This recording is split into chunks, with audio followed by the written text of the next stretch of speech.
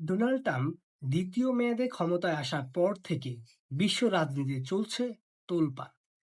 প্রথমে Venezuela, Denmark, এখন Iran আক্রান্ত হয়েছে। ২৮শে ফেব্রুয়ারি ইসরায়েল ও যুক্তরাষ্ট্রের যৌথ হামলায় ইরানের সর্বোচ্চ ধর্মীয় নেতা আয়াতুল্লাহ আল খামেনি মৃত্যুবরণ করেছেন। কিন্তু এই সংকট আরো দীর্ঘ হয়েছে যখন মধ্যপ্রাচ্যে অবস্থিত যুক্তরাষ্ট্রের ঘাঁটিগুলোতে হামলা চালায় ইরান। দুবাই, মানামা, ওমান কিংবা কাতার কুয়েতেও হামলা চালিয়েছে ইরান।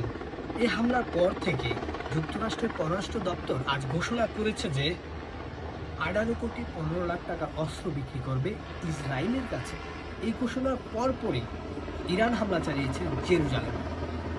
ইসরায়েল যেখানে আশঙ্কা করেছিল ইরান প্রথম দিনে ১,০০০টি ব্যালিস্টিক মিসাইল ছুড়বে ইসরায়েলের ওপর, কিন্তু ইরান তা না করে ২০০টি মিসাইল ছুড়েছে, যা ইরানের জন্য একটি বড় ধরনের চ্যালেঞ্জ। আয়রন ডোমকে প্রতিরক্ষা ব্যবস্থা হিসেবে ধরে রেখে ইসরায়েল ভাবছে তাদের উপর কারো হামলা আক্রান্ত হবে না, কিন্তু ইরান সে ধারণাকে ভুল প্রমাণিত করে ইসরায়েলের উপর মুহুর্মুহু হামলা চালিয়ে যাচ্ছে।